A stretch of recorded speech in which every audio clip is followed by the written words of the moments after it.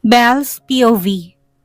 Pagkatapos ng matinding sagutan sa emergency meeting, agad akong dumiretso sa opisina ko. Halos sumabog ang ulo ko sa galit at pagod pero hindi ako pwedeng huminto. Pinag-aaralan ko ang draft ng statement na isinulat ni Patricia nang bumukas ng pinto at pumasok si Damian. Hindi man lang kumatok. Ano na naman? Iritadong tanong ko. Hindi inalis ang tingin sa laptop screen. Ang tapang mo talagang magdesisyon na hindi mo ko kinukonsulta. Malamig niyang sabi habang sinasara ang pinto. Napairap ako at saka tumingin sa kanya. Wow! Ang kapal din naman ng mukha mong sabihin yan, Damian. Para bang may pakialam ka talaga sa akin. Umupo siya sa harap ko. Nakataas ang isang kilay. I do have a say in this. Ang pangalan ko rin ang nadadamay sa issue mo. Excuse me? Issue ko? Damian, ikaw ang asawa ko. Ano man ang mangyari sa akin, damay ka na rin. Huwag mong sabihin na para kang hindi apektado dito. Pero hindi ako katulad mo, nang hilig magpadala sa emosyon. Dapat pinag-iisipan mo munang mabuti bago ka sumugod sa meeting at magbigay ng utos. Aniya habang isinandal ang likod sa upuan na para bang hindi siya interesado sa usapan namin. Huminga ako ng malalim at sinubukang pigilan ang pagkapikon ko. Damian, kaya ko ginagawa to ay dahil hindi ako magpapatalo sa kanila. Hindi ako magpapakain sa mga kasinungalingan ni Yumi. Kung gusto mong maupo dyan at walang gawin, fine. Pero hindi kita hayaan na pigilan ako. Natahimik siya sandali, pero imbis na sumagot, tumayo lang siya at naglakad palapit sa malaking bintana ng opisina ko. Nakatitig siya sa labas para bang hindi niya ako naririnig. Alam mo kung anong problema mo, Belle? Malamig niyang sabi. Hindi lumilingon. Ano na naman? You always think that you're fighting alone. Sabay lingon niya sa akin. Akala mo wala kang kakampi. Akala mo ako mismong kalaban mo. Napanganga ako sa sinabi niya. Hindi ko iniisip yon. Hindi mo nga iniisip pero ginagawa mo. You push me away every time something goes wrong. Ang lagi mong sinasabi, ako nang bahala sa sarili ko. Hindi ba't mag-asawa tayo? Tumawa ako ng mapait. Oh, ngayon mo lang naalala na mag-asawa tayo. Nung nilalait ako sa harapan mo, anong ginawa mo? Wala. Noong siniraan ako ni Yumi, anong sinabi mo? Wala. At ngayon sinasabi mong parang hindi kita tinuturing na kakampi? Nagtagal ang tingin niya sa akin bago siya umiling. You're impossible. At ikaw, you're heartless. Nagpalitan kami ng matatalim na titig at parehong ayaw magpatalo. Hanggang sa napabuntong hininga siya at muling lumapit sa mesa ko. Anong plano mo? Napalunok ako. Hindi ko inaasahan na tatanungin niya yon, kaya kagad ako nagayos ng upo at binalik ang atensyon ko sa laptop. Gusto kong ilabas ang isang interview na nagpapakita ng totoong ako. Hindi lang ako asawa mo, Damian. May sarili akong kakayahan. At hindi ko to nakuha dahil lang sa pagiging Villarreal. At iniisip mo bang sapat yon para pagbagsakin si Yumi? Huminga ako ng malalim. Yumi thrives on drama. Ang gusto niya palagi siyang bida sa kwento. Pero hindi ako magpapadala sa laro niya. Instead of fighting her head on, gagamitin ko ang exposure na to para ipakitang totoo kong halaga. Tahimik lang siya habang nakikinig pero halata sa mga mata niyang nag-iisip siya ng malalim. Pagkalipas ng ilang segundo, tumango siya. Fine, I'll let you handle this. Pero isang pagkakamali lang, Bella. Kapag lumala ang sitwasyon dahil sa ginagawa mo, hindi ako maglilinis ng gulo mo. Hindi ko alam kung matutuwa ba ako na sa wakas ay hinayaan niya akong kumilos o mainis dahil sa tono niya na parang wala siyang tiwala sa akin. Pero wala akong oras para patulan yon. Noted, Mr. Villarreal. Malamig kong sagot. Nakita kong bahagyang pangisi niya bago siya tumalikod at lumabas ng opisina ko. Pagkalabas niya, agad akong bumalik sa trabaho. Kailangan kong tiyakin na magiging maayos ang magiging image ko pagkatapos ng interview na to. Matapos ang matinding sagutan namin ni Damian, dumiretso ako sa media relations team ng kumpanya. Kung gusto kong labanan si Yumi ng patas, kailangan kong tiyakin na kontrolado ko ang magiging narrative ko. Nasa conference room na ako, kaharap ang PR head na si Patricia at ilang pang empleyado ng media relations. Belle, sigurado ka ba sa gusto mong gawin? Tanong ni Patricia habang binabasa ang prepared statement ko. Tumango ako. Yes. Hindi pwedeng patuloy akong apak-apakan ni Yumi. Kailangan nilang malaman kung sino ako. kung ano ang kaya kong gawin. Nagpalitan ng tingin ng iba pang empleyado bago muling bumaling sa akin. Mahirap ang sitwasyon mo, Belle, singit ng isang PR consultant. You're fighting against someone na matagal nang may influence sa media. Lahat ng galaw niya may kasamang drama. Samantalang ikaw? I'm the supposed villain of her story. Dugtong ko, puno ng sarkasmo. Alam ko yan, pero tapos na ako magpakamartir. Bumuntong hininga si Patricia bago nilapag ang papel sa harapan ko. Kung gusto mong ilabas ang interview na to, kailangan nating tiyakin na walang loopholes. We have to be careful with how we present this. Alam ko. Dumiretsong usapan namin sa plano. Inisa-isa namin kung paano ang tamang approach para hindi lumabas na defensive ako. Kailangan kong ipakita na kaya kong tumayo sa sarili kong paa. Hindi bilang asawa ni Damian, kundi bilang si Belle Ramirez. Matapos ang mahaba-habang meeting, lumabas ako ng conference room na mas determinado. Hindi pa tapos ang laban. Gusto ko sana umuwi ng maaga para makapagpahinga. Pero tila sinusubok talaga ang pasensya ko ngayong araw. Pagdating ko sa lobby, nakita ko may nag-aabang sa akin, si Yumi-chan. Naka-cross arm siya habang nakasandal sa isa sa mga marble pillars ng building. Suot ang signature smug look niya. Wow, ang tapang mo, Belle. Panimula niya habang naglalakad palapit sa akin. Mukhang gusto mong makipagsabayan, ha? Napangiti ako ng matalim. Anong ginagawa mo dito, Yumi? Wala ka bang ibang trabaho? Bukod sa mangasar? Tumawa siya pero halatang pilit. Just checking kung kaya mo pa. Alam mo naman, gusto ko makasigurado na hindi ka pa sumusuko. Lumingon ako sa paligid. Maraming nakatingin sa amin, mga empleyado, ilang executive, at pati mga receptionist. Alam kong naghihintay sila ng eksena, hindi ako pwedeng umatras. Kung ako sa'yo, Yumi, iisipin ko mabuting ginagawa ko. Dahil hindi akong klase ng tao na basta-basta mong tatapakan na walang repercussions. Repercussions? Kumunot ang noo niya at umiling. Belle, you still don't get it, do you? I already won. Ikaw ang iniwan. Ako ang pinili. Huminga ako ng malalim. Hindi pwedeng patulan ko siya sa mababaw na argumento. Ang sabi mo pinili ka. So bakit hanggang ngayon hindi ka mapakali? Bakit parang kailangan mo pang patunayan ang sarili mo sa akin? Sandali siyang natigilan. Nagpatuloy ako. Kung ganun ka kasigurado sa position mo, hindi ka dapat nandito ngayon. Ang isang tunay na winner, hindi na kailangan mag-down ng ibang tao para lang patunayan ang halaga niya. Nakita kong pag-flinch niya. Alam kong tinamaan siya sa sinabi ko, pero hindi niya ako basta-basta susukuan. Muling bumalik ang mapanuksong ngiti niya. I just wanted to see you suffer, Belle. Gusto kong makita kung paano mo ipaglalaban ang sarili mo, kahit na alam mong wala kang laban. Hindi ko na napigilan ang pag-iling. Yumi, if there's one thing you should know about me, it's that I don't go down without a fight. Sa pagkakataong iyon, ako na mismong tumalikod at iniwan siya doon. Pagka-uwi ko, naabutan kong nakaupo si Damian sa sofa. May hawak na baso ng whiskey. Tapos na ang drama mo? Malamig niyang tanong nang makita akong pumasok. Napairap ako. Wala akong panahon na makipagsagutan sa'yo ngayon, Damian. Really? Kasi mukhang sinimulan mo ng isang malaking gulo kanina. Naglakad ako papunta sa kusina para kumuha ng tubig. Kung tinutukoy mo yung pakikipagsagutan ko kay Yumi sa lobby, well, she started it. Tumawa siya na mapakla. And you played right into her trap? Alam mo, Damian, nakakapagod ka rin minsan. Inis kong sagot. Imbis na suportahan mo ko, puro panunumbat ang ginagawa mo.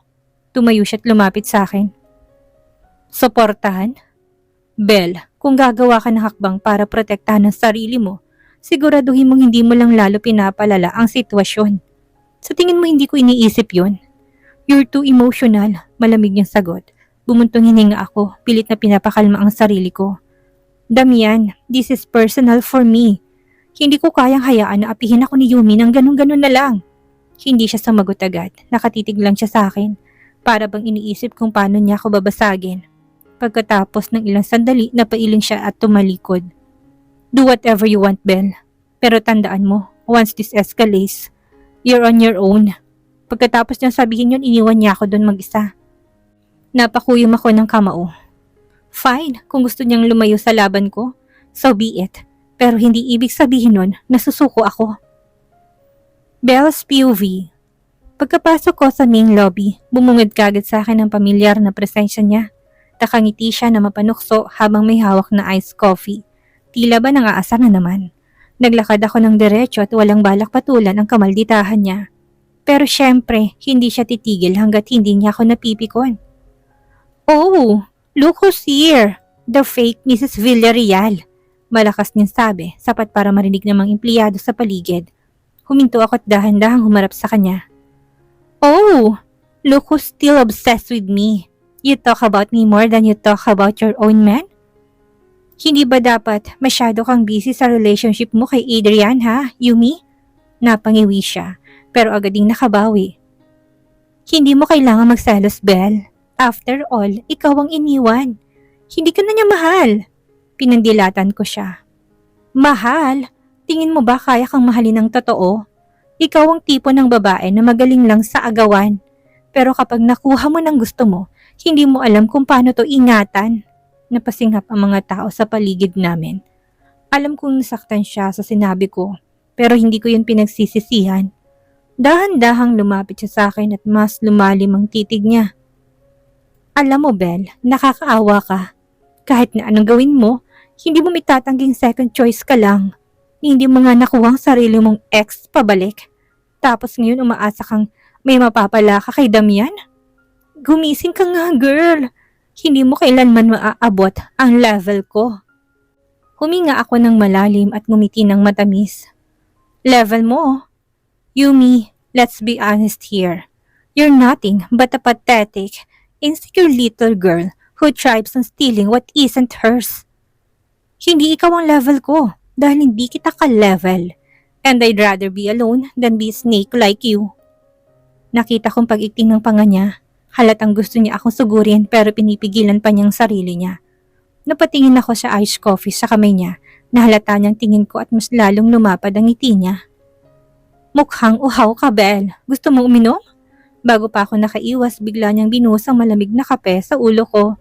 Lumikha ng collective gasp ang mga empleyado sa paligid. Ramdam kong malamig na likido na dumali mula sa buko pababa sa leeg at balikat ko. Nanginginig ako sa galit habang pinunasan kong sarili ko. "Walang hiya ka, Yumi." Bulong ko bago ko siya nilapitan. "Ano? Bakit? Hindi mo kaya?" Hamon niya, taas no at may mapanuksong ngiti. Hindi ko na napigilan ang sarili ko at isang malutong na sampal ang pinakawalan ko sa mukha niya. Napaatras siya sa lakas ng hampas ko at halos mahulog ang cellphone niyang hawak. May mga nagtatawanan at may iba namang napapasinghap sa gulat. "Anong problema mo, ha?" Singal niya. Halatang nagulat sa reaksyon ko. Lumapit ako sa kanya at hindi alintanang mga matang nakatingin sa amin. "Ikaw ang may problema, Yumi. Hindi mo matanggap na kahit nakuha mo na si Adrian, ikaw pa rin ang may malaking insecurity. Alam mo kung bakit? Kasi kahit na nakuha mo siya, alam mong mas minahal niya ako kaysa sa'yo." Nalaki ang mga mata niya sa sinabi ko. "You're delusional. Am I? O ikaw lang ang hindi matanggap ang katotohanan? Sabihin mo nga, bakit ka nandito? Bakit hindi ka masaya? Dahil kahit anong gawin mo, Yumi, hindi mo kailanman mapapalitan ng puwang ko sa buhay niya. Hindi na niya ako napigilan at bigla niya akong sinabunutan." "Ulol kang babae ka!" Sigaw niya habang pilit akong hinihila. Napangisi ako at kagad ding gumanti at sinabunutan ko rin siya pabalik. Nagkagulong paligid, may mga sumisigaw, may iba namang tuwang-tuwa sa eksena. Hindi ko na inisip ang sasabihin ng mga tao. Wala akong balak umatras. "Ano ha, Yumi? Ngayon sino mukhang pathetic?" Sigaw ko habang pinilit na itinutulak ang mukha niya palayo. Nagpumiglas siya pero masinigpitan kong kapit ko. "Bitawan mo kung bruha ka! Bakit? Akala mo ikaw lang may kaya manggulo? Hindi ako doormat na paapihin mo." Sa isang iglap naramdaman kong may mga braso na pumigil sa amin. Ilang security guards ang lumapit para awatin kami. "Ma'am, please, hindi po itong tamang lugar," sigaw ng isang guard habang hinihila ako palayo kay Yumi. "Siyang nauna!" sigaw ko. "Siyang babagsak sa sitwasyon na to," huling sigaw ni Yumi bago siya hinila ng mga security. Napahinga ako ng malalim, tinatapunan siya ng matalim na tingin. Biglang may dumating na pamilyar na presensya. Si Damian. Nakatayo siya sa may hallway, nakatukod ng kamay sa bewang at nakatingin sa amin na para bang hindi na siya nagulat sa nangyari. Nagtagpo ang mga mata namin. Sa titing niyang puno ng panghuhusga, alam ko malalagot ako dito. Dinala ako ng mga security sa opisina ni Damian. Hindi ko alam kung anong mas nakakainis. Ang pagkakasabunutan namin ni Yumi sa harap ng napakaraming empleyado o ang katotohanan ngayong haharapin na naman ang sermon ni Damian. Pagkapasok ko sa opisina niya, agad niyang sinaradong pintuan at malakas na sapat para maramdaman kong bigat ng galit niya. Nakatayo siya sa harap ko, nakakunot ang noo at punong-puno ng puot ang tingin niya sa akin. Alam kong wala akong ligtas ngayon. Belle, malamig niyang bungad pero ramdam ko ang bahagyang panginginig ng boses niya. Hindi dahil sa kaba kundi dahil sa pagpipigil sa galit. Nanatili akong tahimik. Piniling huwag siyang bigyan ng kahit na anong reaksyon. Nakita kong pag-clench ng panga niya bago siya muling nagsalita. Ano bang pumasok sa isip mo? Ano yung ginawa mo sa lobby? Wala ka bang delikadesa? Doon na ako hindi nakapagpigil. Delikadesa? Damian, kung may taong walang delikadesa dito, hindi ako yon. Hindi ba't si Yumi ang nauna? Napailing siya at mariing pinutol ang sinasabi ko. Hindi mo ba naisip kung anong epekto nito sa kumpanya? Sa akin? Ilang beses ko na sinabi sa'yo na hindi ka pwedeng basta nalang makipag-away sa kung sino-sino. Pero ano? Nilagay mo na naman ang sarili mo sa kahihiyan. Humigpit ang hawak ko sa gilid ng suot kong blouse. Hindi akong dapat mong sinisisi, Damian. Si Yumi ang nagsimula ng lahat. Pero ikaw ang lumaban sa kanya na parang tambay sa kanto. Mariin niyang putol sa akin at sa galit na yon ay natigilan ako. Parang sinampal ako ng malamig na tubig. Nakatingin siya sa akin na para bang isa akong malaking pagkakamali. Diyos ko, Belle. Ngayon naintindihan ko na kung bakit ka iniwan ni Adrian. Kung ganyan ka umasta, sino bang matinong lalaking gugustuhin manatili sa'yo? Halos mapatid ang hininga ko sa sinabi niya. Hindi ko alam kung ano ang mas masakit, ang pang-insulto niya sa akin sa harapan ng buong opisina niya o ang katotohanan ng ang lalaking pinakasalan ko. Kahit peke ang kasal namin ay walang ibang ginawa kundi yurakan ang pagkatao ko. Pilit kong nilabanan ng kirot sa dibdib ko. Hindi ako papayag na makita niya akong mahina. Wow! So ngayon, ako pang may kasalanan kung bakit ako iniwan. Ngumisi siya, pero halatang puno ng panghungutya. Hindi mo ba iniisip kung bakit ka pinagpalit? Hindi mo ba naisip kung bakit si Yumi yung pinili ni Adrian? Kasi kahit gaano pa siya kasama, kahit gaano siya ka-manipulative, at least marunong siyang kumilos ng disente. Napapikit ako ng mariin. Pilit na pinapakalma ang naglalagablab kong emosyon. Pero hindi ko kayang palampasin ito. Dahan-dahan ako lumapit sa kanya. Hindi inaalis ang tingin ko sa mga mata niya. So, ang gusto mong sabihin, Damian? Ako ang mali sa lahat na nangyari? Na ako ang dahilan kung bakit iniwan ako ng ex ko? At ngayon gusto mong paniwalain ako na kasalanan ko kung bakit ako inaapi ng babaeng yun? Nagtagis ang bagang niya pero hindi siya umiwas sa titig ko. Alam mo kung anong pinakaayaw ko sa'yo, Damian? Dahan-dahan akong umiti pero halatang puno ng hinanakit yon. Masyado kang magaling mahusga. Para kang Diyos kung makapanghusga sa akin. Para bang ikaw ang pinaka-perpektong tao sa mundo. Pero hindi mo nakikita. Ikaw mismo ang duwag. Nanikit ang mata niya. Ano? Tumawa ko na mapakla. Oo, Damian. Duwag ka? Akala mo ba hindi ko nakikita? Takot kang lumaban sa mga taong talagang gumagawa ng masama. Takot kang kumilos laban kay Yumi dahil ayaw mo madungisan ang pangalan mo. Takot kang ipaglaban ako dahil mas pinapahalagahan mo ang kumpanya mo kaysa sa asawa mong ikaw mismo nagpakasal. Halos magapoy ang mga mata niya sa galit. Huwag mong ipilit sa akin na ipaglaban kita, Belle. Hindi ako si Adrian. Hindi ako yung lalaking gusto mong sumunod-sunod sa'yo. Alam ko. Kasi kahit kailan, hindi ka naging lalaki para sa akin. Nagkatitigan kami. Parehong puno ng galit. Parehong hindi gustong bumigay. Bago pa ako tuluyang sumabog, mabilis akong tumalikod at naglakad papunta sa pinto. Pero bago ko pa ito mabuksan, narinig kong malamig niyang boses sa likod ko. Kapag sumabog ang issue na to, ikaw ang may kasalanan, Belle. Dahan-dahan akong lumingon at tinitigan siya ng matagal. Hindi na ako natatakot, Damian. Sanay na akong ipaglaban ng sarili ko mag-isa. Sa huling pagkakataon, tuluyan akong lumabas ng opisina niya. Hindi na lumingon. Mabilis akong naglakad palabas ng opisina ni Damian. Hindi alintana ang mga matang nakasunod sa akin. Wala akong pakialam kung narinig ng buong kumpanyang sigawan namin. Wala akong pakialam kung ano pang iisipin nila. Ang tanging gusto ko lang ay makalayo sa lalaking walang ginawa kundi saktan ako gamit ang matatalim niyang salita. Pagdating ko sa parking lot, agad akong sumakay sa kotse ko at mabilis na pinaharurot yon paalis. Hindi ko alam kung saan ako pupunta, pero isang bagay lang sigurado ako. Hindi ako makakawi sa penthouse na yon.